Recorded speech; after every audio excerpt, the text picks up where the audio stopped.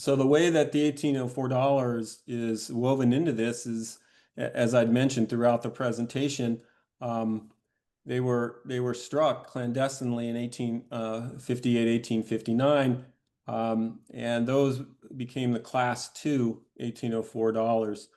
The number were sold to collectors, but they were seized. I believe there was five supposedly sold to collectors. Four were seized. They don't know what happened to the fifth one. Um, and of those four, three were supposedly melted, um, and one was retained for the mint cabinet. In 1860, the reverse die was destroyed to quiet the controversy.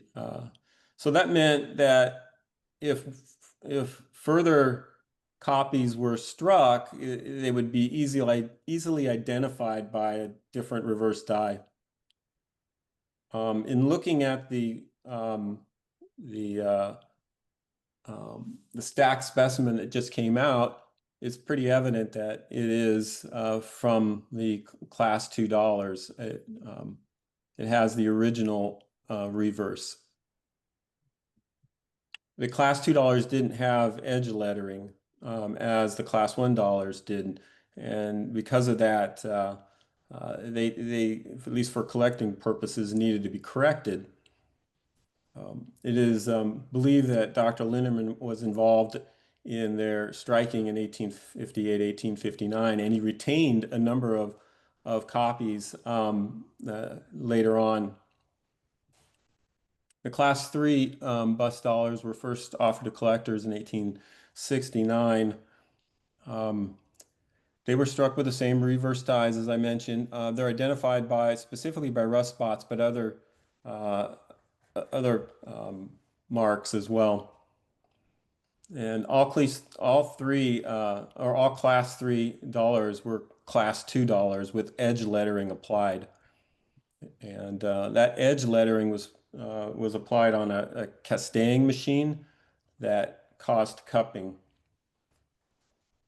The edge lettering read 100 cents, $1 or unit. And it's very highly likely that Colonel Snowden applied that edge lettering in 1868 or 1869. You recall he went on to produce his edge lettered for counterfeit purposes Morgan dollar in 1885. So the origins of the class $3 began in 1868. Undoubtedly, Dr. Linderman acquired his from the mint, and its estimated condition is proof 63. In 1868 or 1869, William Idler acquired his from Captain Hazleton, who was sworn to secrecy until it was sold in 1908. And its estimated condition is proof 60. In 1875, a piece was sold by Vienna Auction House, and this was an early fencing ploy by the Chapman brothers. And that piece is estimated to be proof 55. All this information, by the way, comes from, or at least most of it, comes from the fantastic $1804 that was written by Newman and Brissett. In 1876, Phineas Adams acquired his piece from Hazeltine. It's proof 58. In 1877, Robert Colton Davis, who I mentioned as the first pattern cataloger, acquired his from Hazelton, and it's estimated to be proof 40. And then in 1893, a piece appears with a dubious early history, and it was estimated to be proof 40 as well. It was bought through and guaranteed authentic by then Mint Superintendent O.C. Bosby Shell. And it was endorsed by, that authenticity was endorsed by R. McClure, who was the Mint Cabinet curator. So who is missing from this list? I mean, it's pretty obvious that Colonel Snowden was running the operations, in the coining department, and he is more than likely responsible for the edge lettering. So he is definitely missing from this list. There's no reason why he would not have retained a uh, a copy. So as I mentioned, he was registered until 1866, chief coiner till 1866 to 76, and superintendent Philadelphia Mint from 79 to 85. Part of the 1910 pattern plot that revealed his most singular lot, the hoard at the Mint. Um, Colonel Snowden's personal and cherished collection of patterns and mementos was also a separate, most singular lot, if you will, that was included with that Mint trade. In total, it contained 300 to 400 patterns that were unknown and had not appeared at auction. And that included the twin 1876 gold double eagles, 1885 silver trade dollars, and many others. So what was missing from his collection, though? When when it went to auction, or actually, I should say that much of it went to auction. Some of it was exhibited, or much of it was exhibited by Wooden in the 1914 ANS exhibition. What was missing? There was no Class 3 1804 dollar that presumably in his collection. And so now number 16 appears, and it appears to be the finest example. If you back up a step here, you'll notice that from number 1 to number 6, the condition degrades. So Linneman, to that point, had held the best conditioned piece. So what appears now as proof 65, it's undoubtedly to me. To be or was part of Colonel Snowden's collection. Linderman's pattern collection that was seized and then auctioned uh, in 1888. That whole exercise, which was conducted by his family, severely tarnished his reputation as well as his family's reputation. And I doubt whether, viewing all of this, Colonel Snowden wanted the same events to transpire for his family. So um,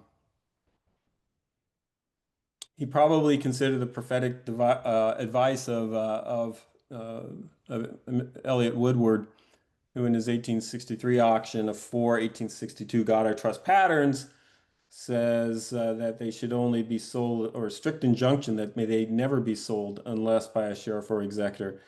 Um, those might have been Colonel Snowden's words, or perhaps those of his mentor, Dr. Linderman. Um, Colonel Snowden, again, was reputed to be a talented orator and with excellent social skills. In 1887, he was Marshal of the U.S. Constitution and Centennial Celebration. In 1889 to 1894, he was ambassador to Greece, Romania, Serbia, and Spain. He obviously worked his way into the State Department from the Treasury Department. His daughters and sons, or son, would marry into social circles. And his son, ironically, was killed less than 6 months after he passed away in 1912. And his oldest daughter then experienced a divorce. So, in disposing of all the vestiges of his clandestine labors, would he left number 16 to his kin? Even as a sole and sovereign remembrance, I doubt it. It's unlikely that it would have not come out by this time or early on if he had left it to his kins. And it's telling that none of his other numismatic treasures are attributed to his heirs. So nothing came out through his family. So he decided against his executor, in my opinion, and he sold the pattern through a sheriff. Um, all he needed was a plan, and that plan came by the way of Edgar H. Adams, who was the mastermind of the pattern plot. it's probable that number 16 followed his other treasures through numismatic channels. So why not leave number 16 to his newly found partner in transgression? Mr. Adams was trusted with the liberation and sale of his many treasures and the volumes of inside information that were a testament to his other life. Colonel Snowden was not credited for contributions he made to Adams' pattern catalog. Undoubtedly, the vast majority of information contained in was contributed by him. And that anonymity was surely stipulated by Colonel Snowden for the benefit of his own reputation, but also for that of his family's. So his involvement took 112 years to reach the light of day, and much like the fantastic number 16. And there it is. Any thoughts or questions about that?